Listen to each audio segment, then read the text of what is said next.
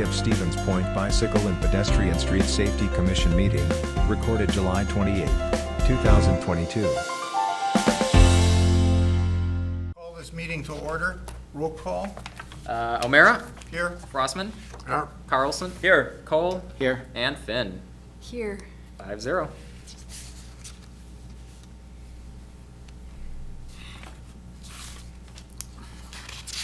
Number I 2. got the wrong one. Report and minutes from the meeting of the Bicycle and Pedestrian Street Safety Commission of June 16th. I'll move to accept the minutes from the June 16th meeting. Second. Frostman? All in favor? Aye. Opposed? Next is a presentation by Lieutenant You can just Ben. Ben. Yeah, that's fine. Is it Hiltonbrook? Say it though. Eitenbrook Eitenbrook. sounds nothing like it's spelled. You're speaking to a Polish community. You get a lot of names that begin with DZJ. Yeah. I've been told if I added a ski on the end that perhaps it would we be know helpful. how to say it. Yeah. All right, the floor is yours. All right, well, thanks for the invite. Part of my responsibilities is the bike patrol at Stevens Point PD, maintaining the bikes, to make sure we have the equipment, dealing with any issues related to that. So part of that, as well as if there's bicycle education type programs and things that are needed, or the community reaches out to us or want us to be a part of that, I'm involved with it along with some other officers. We do have a number of officers on patrol that are into bicycling. I know one does a lot of mountain biking type of thing, even has like YouTube video type stuff, so he's into biking. Officer Beach, that is. So I'm just going to give a kind of an overview of our bike patrol and how we do that, and also talk about how our department works with the community to promote bike safety and address bike concerns, things like that. So when I was talking with Adam, he said it'd be kind of more of an open discussion, question and answer format after I kind of give my little brief presentation. I brought one of our only e-bike in from Trek to see if you guys want to take a look at that. If you want to ride it afterwards in the parking lot, let me know. It's pretty fun to ride. So thank you for the invitation, yes. And you'll need to sign a waiver. So mainly our bike patrol is staffed by patrol officers, and so what does that look like? If you want to go to them. So patrol officers, and we do also have our police auxiliary that use it. Like I know most recently we had Riverfront Rendezvous, and they were using it to patrol the grounds on the outskirts, which is kind of nice to do. So our patrol officers is kind of a as needed basis, or as officers would like to, or as staffing allows. So we do park and ride, where we have all of our squads are equipped with hitches, receivers, and we do have one bike carrier, so to speak, that we can put our bikes on. So we can, bike out to the east side in Iverson and kind of do some of that park area. And if we need to then respond to calls, we can throw the bike on and use the car as well. So it's kind of a combination effort. Depending upon the manpower and staffing that we have going on during the day, if we have enough officers might choose to ride from the station as well. Some of the areas that we typically would focus on are some of the Green Circle, downtown area, parks, things like that.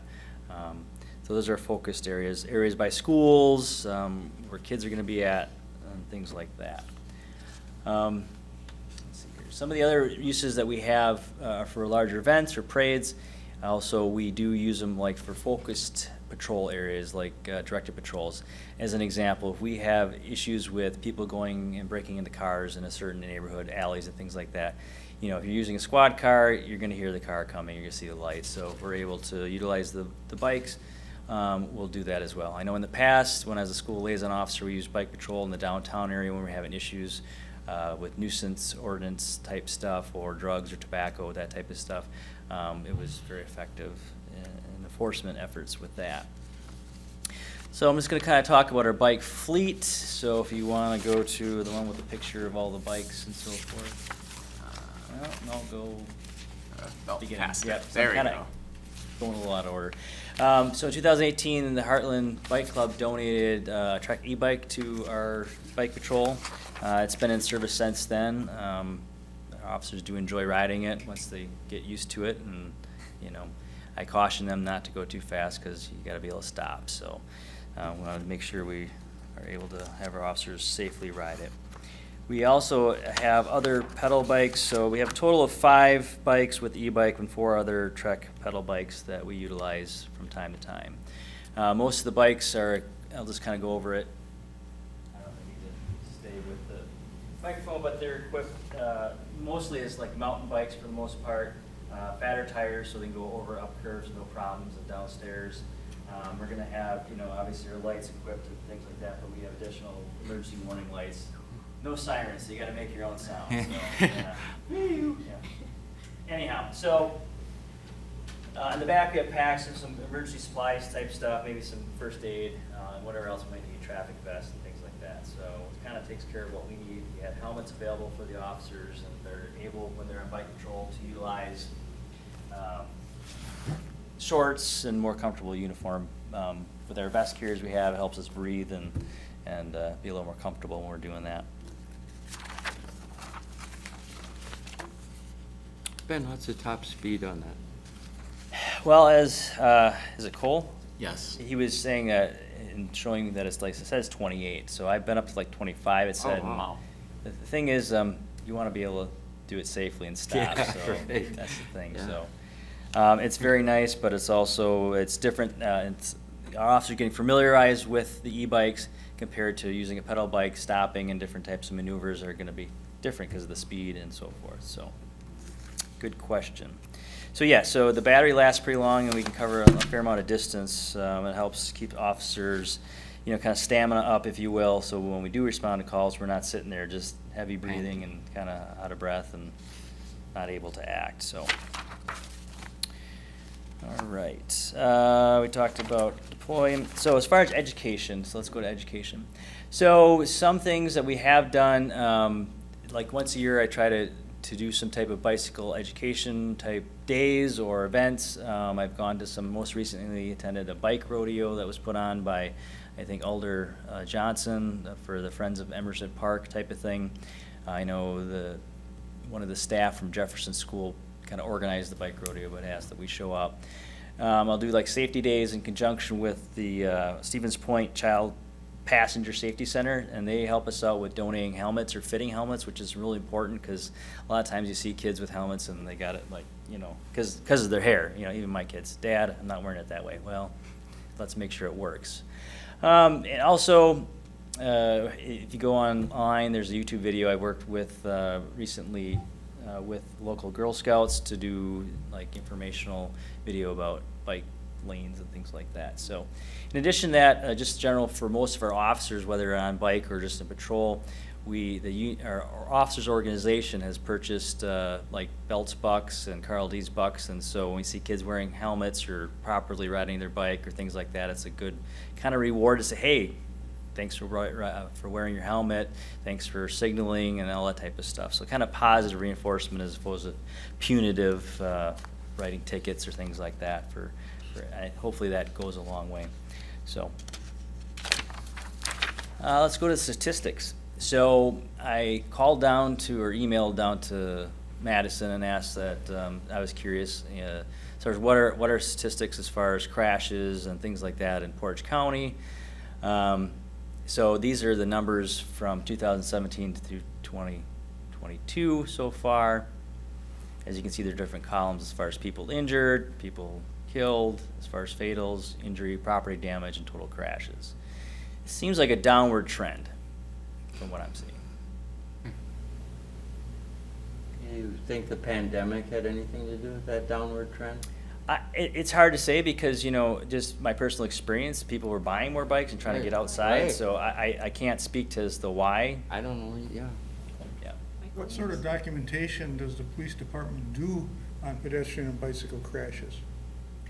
Well, so documentation, so if there's a crash with a bicyclist and there's an injury, we're typically going to be doing a formal state report. A uniform traffic report for a bicycle-only crash? No, with no, no, injury? usually it's with, sorry, I need to clarify, with a vehicle But you see, involved. that's a real problem, Mm-hmm. because we have bicycle. In fact, in Madison, we had a bicyclist hit a pedestrian and kill them, and there was no report. Well, for us, if something like that were to happen, it'd be more of an officer's report. I don't necessarily know No, but how do something. we find out How do the you statistics? document? Yeah. We have to have the statistics so that we can map where there are trouble spots, so that we can intervene with engineering or, Education. education or, regulation. And without that, we're flying blind. Yeah. Yeah, you need that yardstick somewhere along the Yeah, line. if we don't measure it, it doesn't take place. This could just be a measurement as people weren't filing their report. Well, this is the best measurement that I'm aware of as far as with vehicles and No, bicycles. but I think, I'm looking for the police department to maybe initiate some way that they can do it. That if there is a injury, bicycle accident, that there is a report and it's put on a map or something so that we can figure out what's going on. Right now, we can't. And same with falling on sidewalks. If a person over 65 years old falls on a sidewalk and breaks their hip, 70% of the time they'll be dead within 1 year. It's a huge deal. You think of traffic, but, where the sidewalk is raised or something and they trip on it, we have to stop that stuff. And the only way we can do it is if we measure it. Some of that could be initially reported by, if they need to go seek medical help. Yes. And then those in the emergency room could then report it to the police Yeah, department. because we don't get a standard report out of the emergency rooms either. Would the ambulance service have a record of that?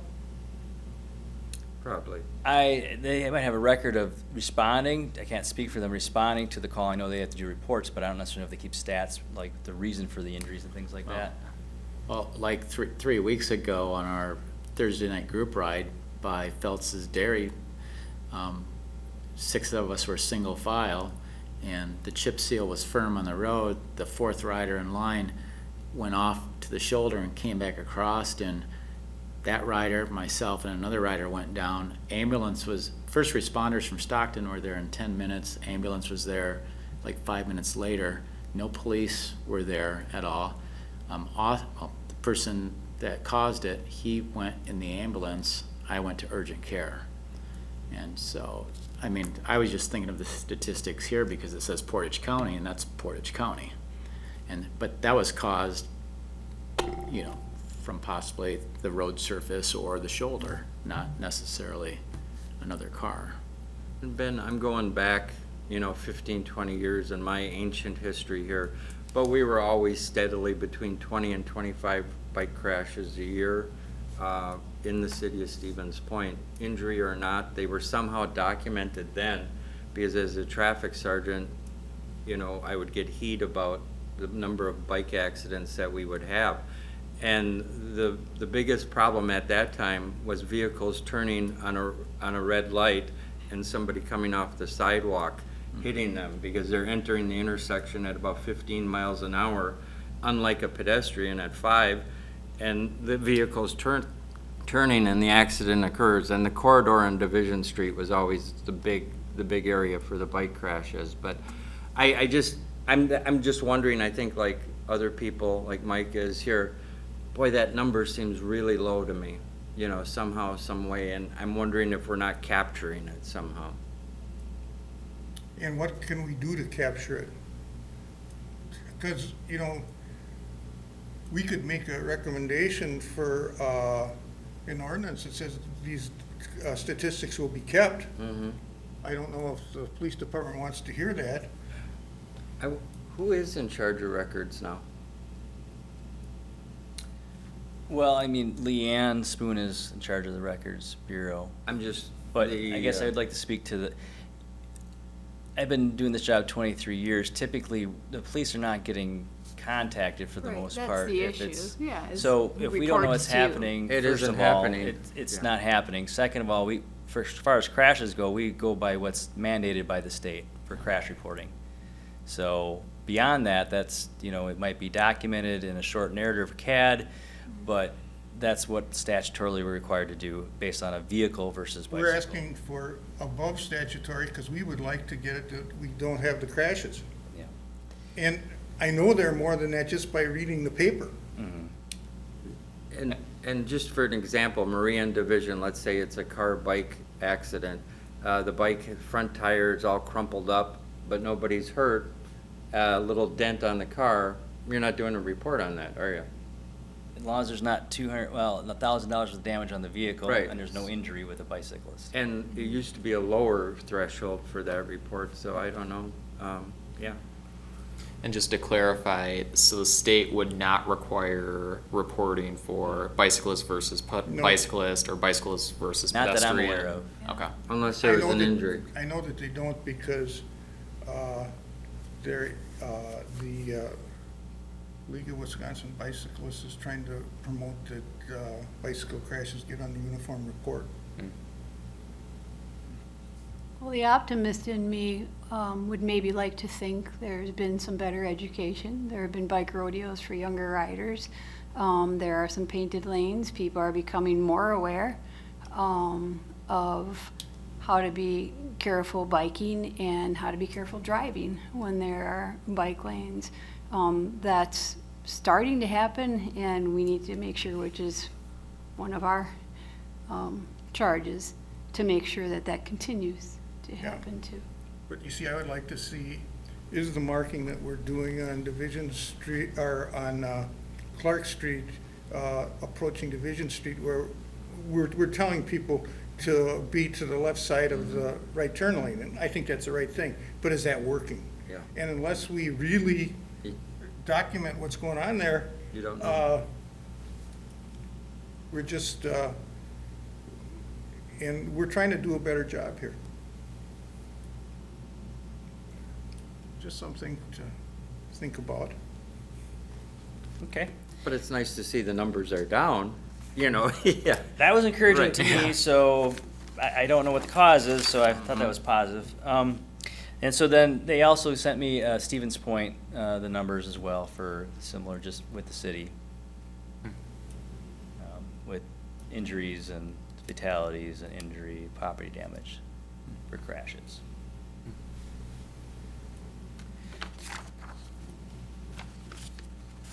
All right, so I also then just took the liberty of asking to kind of get a comparable, you know, so what are some other college towns that, or counties that are similar, comparable in size, you know, whether it's like, say, Stout College, which is, I think, Dunn County, Eau Claire, you know, they have a university, Whitewater. So those are some other statistics that are perhaps comparable college towns in size.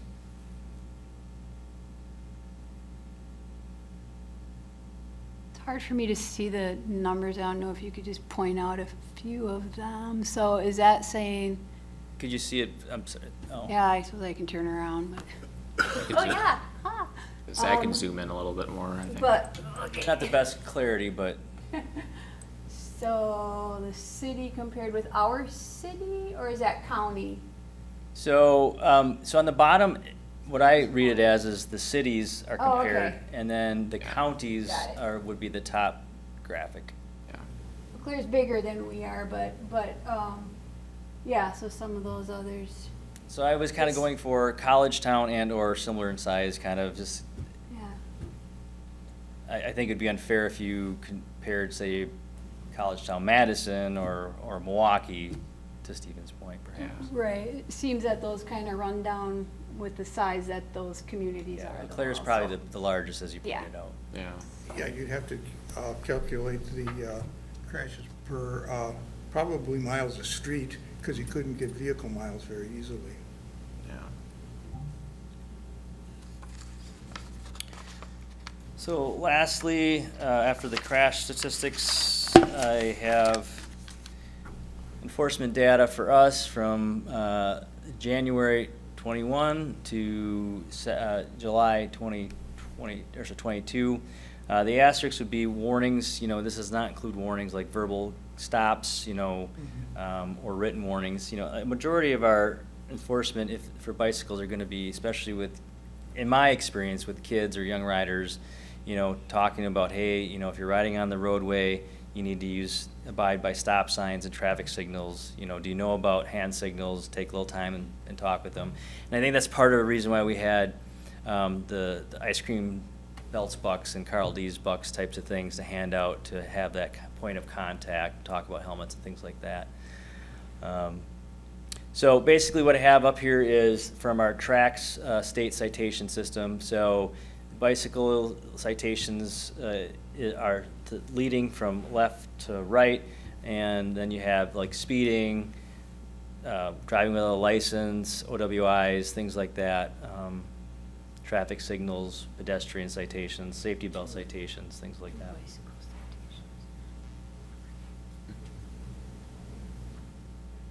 Any questions or comments on that? Yes, sir. Go back to what Ron brought up, people making a right turn and hitting that bike coming off the sidewalk. Out on Hoover, where's that trail, that extension of the Green Circle, when you approach this cross street, there's actually stop signs there. Mhm. Would that work in town, or can't you do that? A small stop sign? It's not enforceable. Because it's not Be enforceable. advisory only, yeah. Yeah, it's not enforceable. On the sidewalk? You're correct. Yeah, It's not in the MUTCD. You're talking where the Heartland Trail crosses by the Plover River right there, Yeah. where you go across, yeah. Yeah, those cross streets will have a stop sign there. Mhm. Yeah. No. Well, No, not the 'cause cross that street, has- that, No, that- he's talking about when you're riding on the paved Hoover Trail. Right, The and- bikes are supposed to stop. right, Isn't it yeah, a there's sign? stop signs there, because Yeah. those weren't there originally, and those were added a handful of years Yeah, ago. Yeah. Because people were just rolling right through. through, and they still do, I mean it. So, good point, but kind of what Ron was talking about, my experience is people on the sidewalk or pedestrians, on bicycles, so bicycle pedestrians, if you will, or bicyclists, they kind of have the concept especially younger bicyclists, that they have the right of way if it says walk, right? So they just zoom through. So, I mean, a pedestrian who's walking at a normal pace is much easier to see when you're looking left and right versus someone who's going 15, 20 miles an hour pedaling straight through with a bicycle, right? So there's always been that concern, and that's kind of one of those areas that are tricky for pedestrians and for motorists when they're making a right turn on a traffic signal. Any questions for Lieutenant? I would just say what probably doesn't show up there is all the interactions that police may have just talking, say to Larry, who blew across Heffron from the green circle, and hey, Larry, you gotta stop, Those don't show up on the statistics, but there's a lot more interactions, I would think, with police and bicyclists than are shown up there. Right, and that's why I put the asterisks as far as warnings go. Like I said, we had those programs to kind of meet and greet and educate as much as we can. I think somebody's really gotta talk themselves into getting a ticket riding a bicycle, Indeed. Yeah. That's part of education also. Just about a week ago, our street doesn't have sidewalks, and a young man was riding his bicycle on the left side of the street.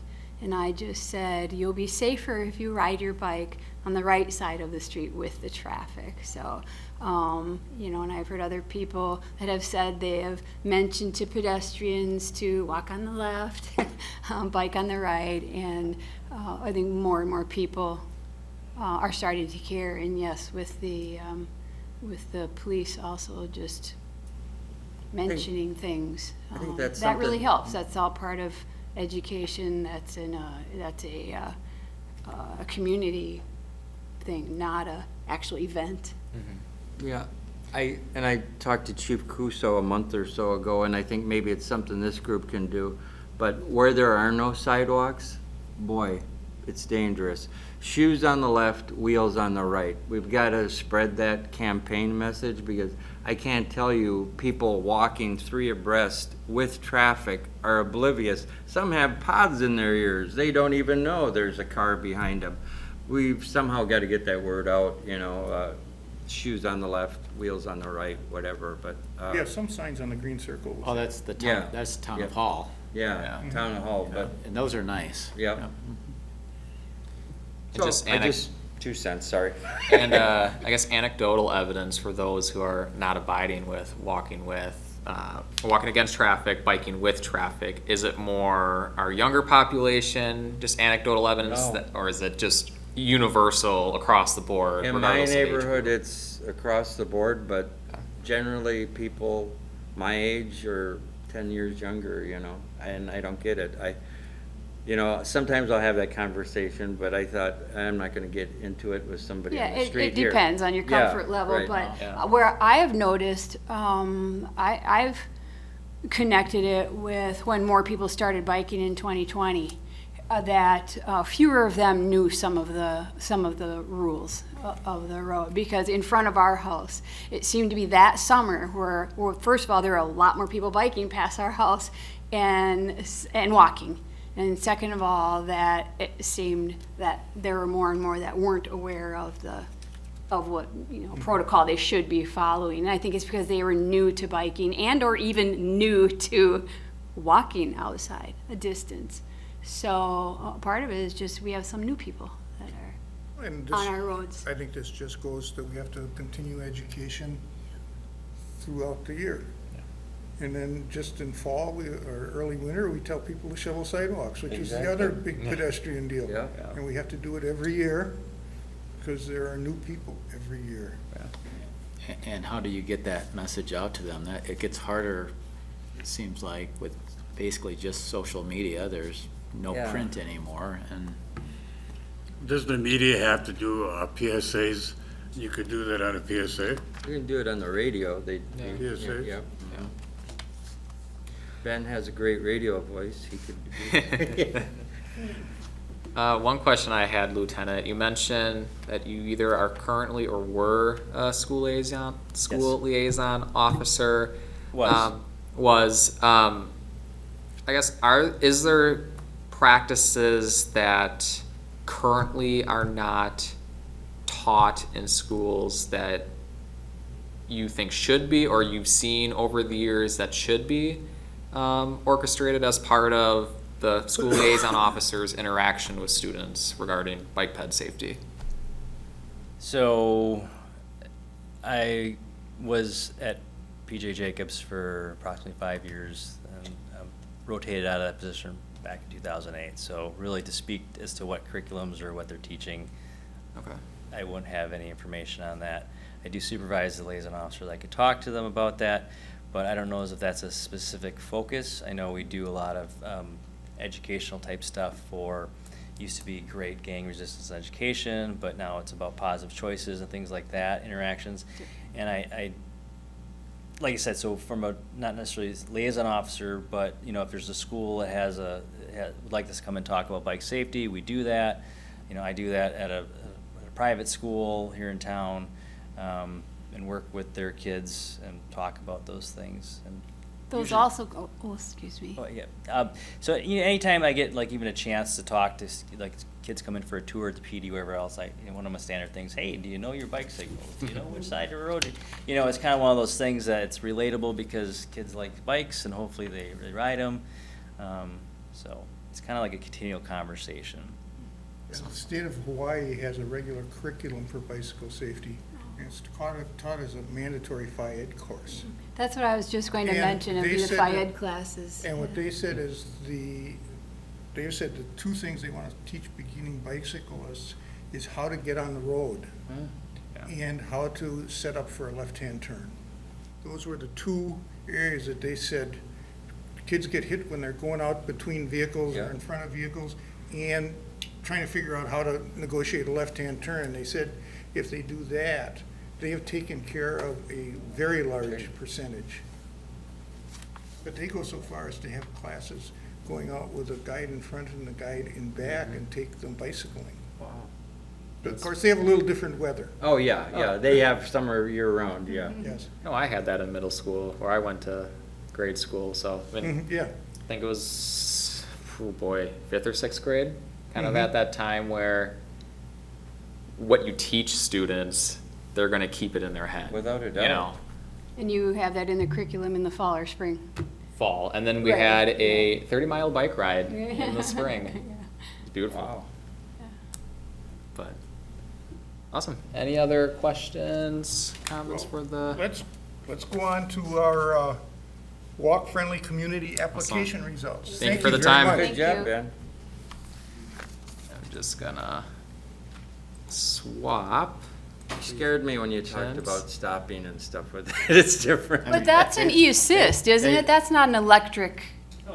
They- Yeah. It only works, I have one too, a truck e-assist. It only works when you're pedaling, so, yeah. The speeds that you may be accustomed to. Sure, on a sure. regular pedal bike Right, are yeah. different than- I've run into people that think an e-bike is like a scooter, that it has a motor that makes it go. No, And that's, it's like that. Yeah, and there are some, yeah. these still stop very well with the disc brakes. I mean, we're, Yeah. we're going faster than this will go on road bikes. Yeah. And, you know, these, They're heavy. we sell a huge amount of these and, you know, you just have to educate the people with them. But it's a very well-equipped bike.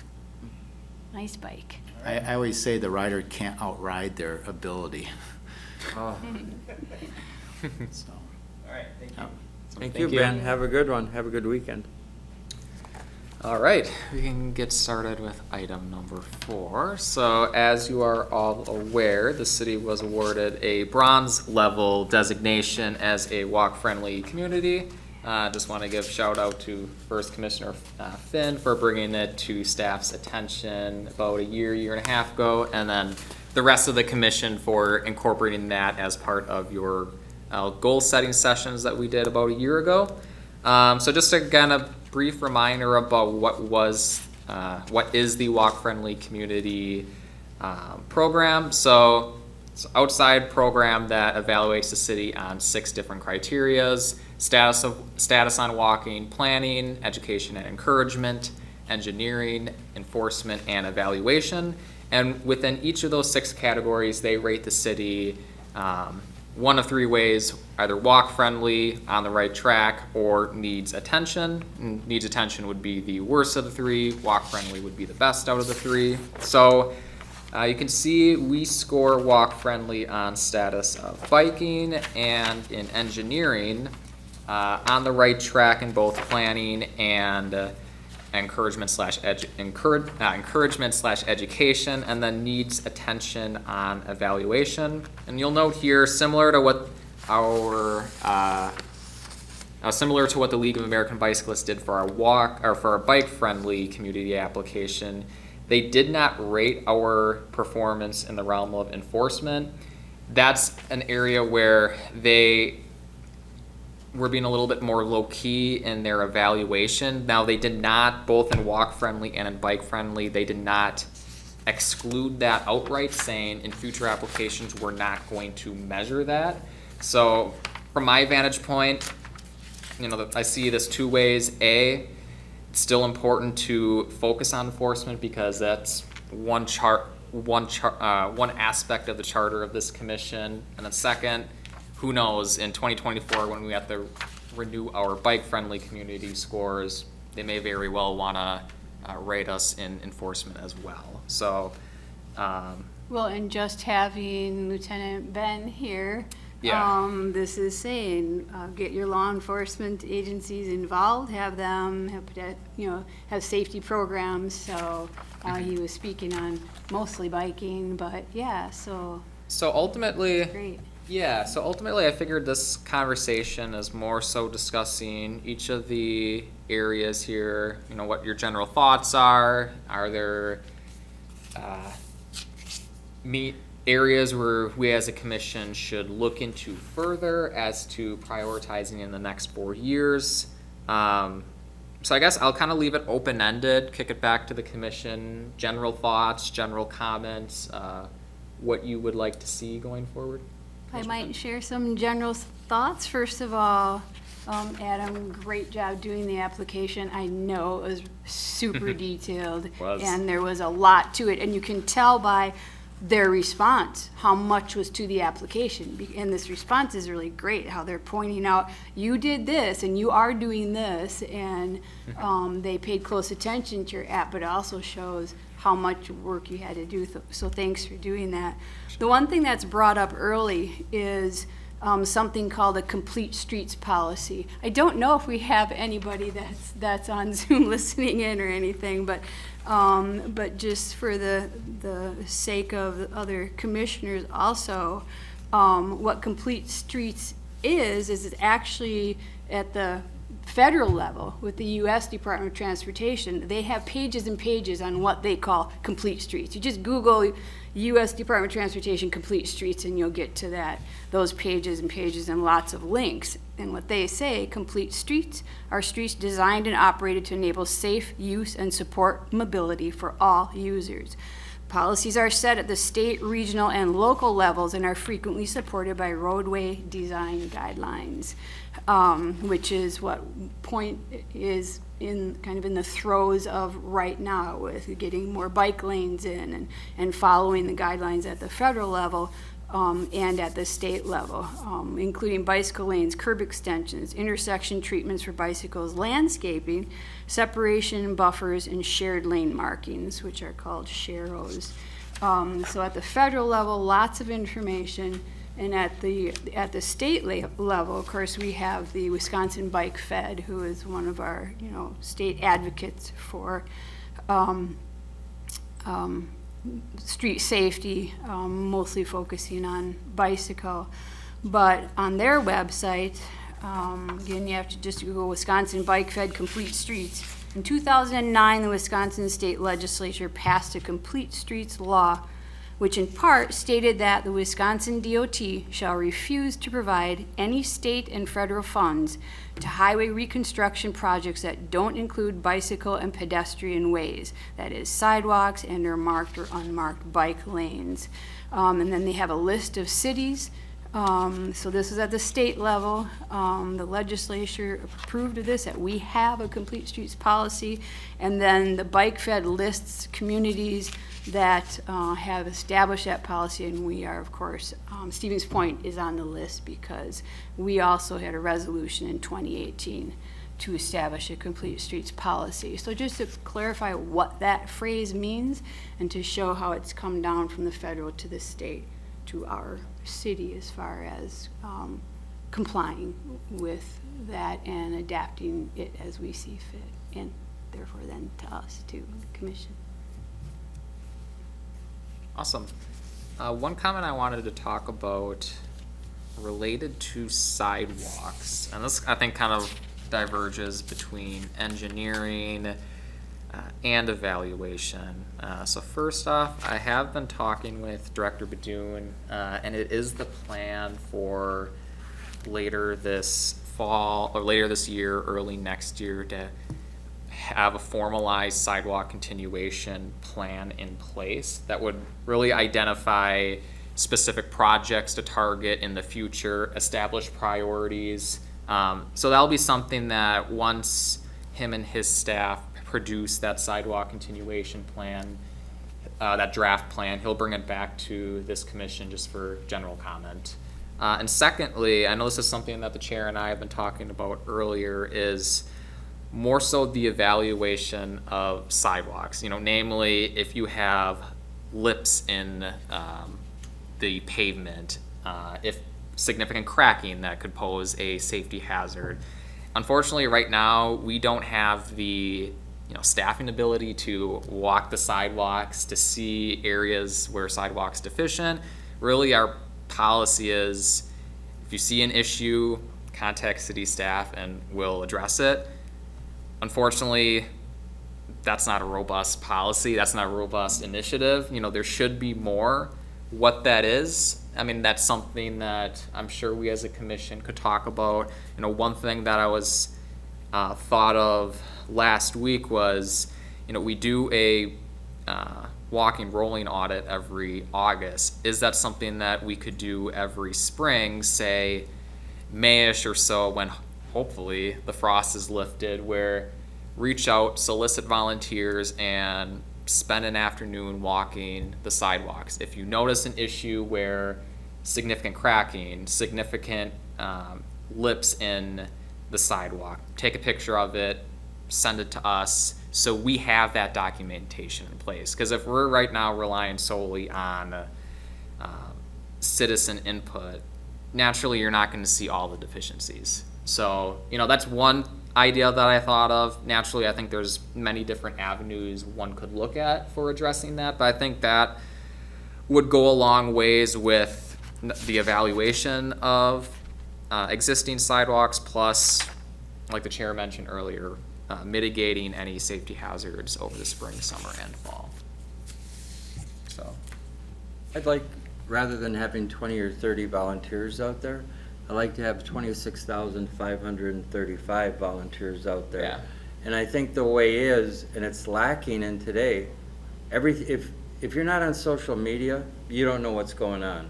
We have no way of getting word out on these things to get the public involved with making this a better city. It's a handful of people here, it's a handful of people there. We have to somehow devise a way to be out there in the media. So when Mrs. Jones, who lives on Price Street, is walking her dog, oh my God, the sidewalk here is horrible. I better call. I just see we have to put everybody to work on it, not 20 people, who are gonna go out in August or May, but we need to engage the public more. Not just the bike pedestrian committee. I think as a community, we have to engage the community more. that's something we could definitely do some PSAs. I don't know how, yeah. Community media department, Now, I will tell you that the city of Milwaukee hires summer help, and they walk every single one and Yeah. document, and it takes them 5 years to do every sidewalk in the city. And they just keep doing it, and they will map out where each one is. Now, it's a lot easier because they have GPS, they don't have to put it on the Yeah. map. But it's been highly effective in setting budgets, because it tells you, these are the deficiencies you have. This is how, if you wanted to, and then based on how they code the deficiencies, if you want to get all the worst ones, this is how much it's going to cost. You want to get, but that's really how you improve. That's how we do it with streets.